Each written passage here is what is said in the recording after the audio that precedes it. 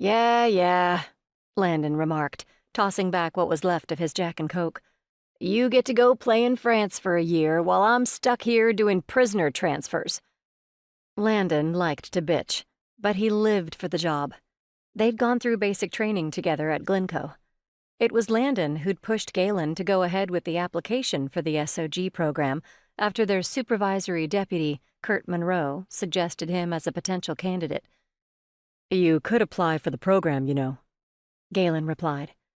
Live the glamorous life of a moving target for foreign dignitaries, or wait around on call 24/7 to be flown halfway across the country or God knows where and throw yourself into dangerous situations at a moment's notice.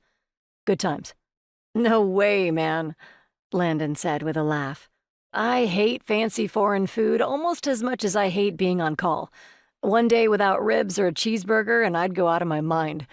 You play the part of human shield and eat escargot. My ass is staying here. I'm going for another Jack. You want anything? Galen swished what was left of his beer around in the mug.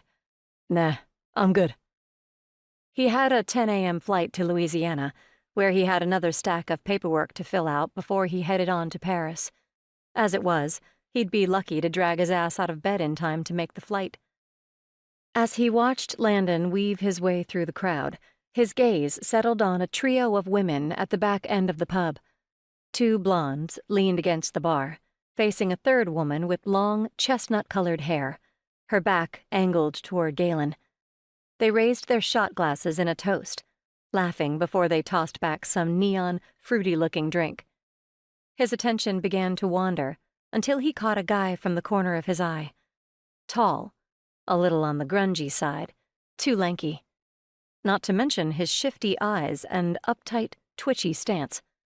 He had suspicious creeper or strung-out tweaker written all over him.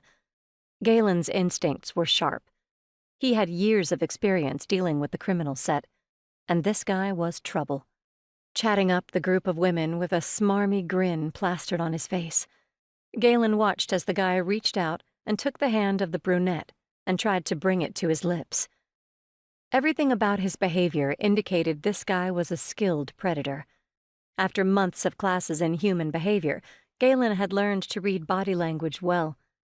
From their demonstrative actions, wide, sweeping hand gestures, the way they tossed back their heads as they laughed, and loud voices, Galen surmised the blondes to be more outgoing.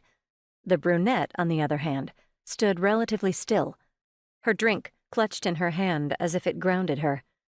The creeper passed up the blondes, presumably to hit on the one who looked like the easiest mark. Galen's spine stiffened, his hand instinctively reaching for where his shoulder holster usually hung, a habit he'd developed over the years, only to remember he wasn't carrying his gun.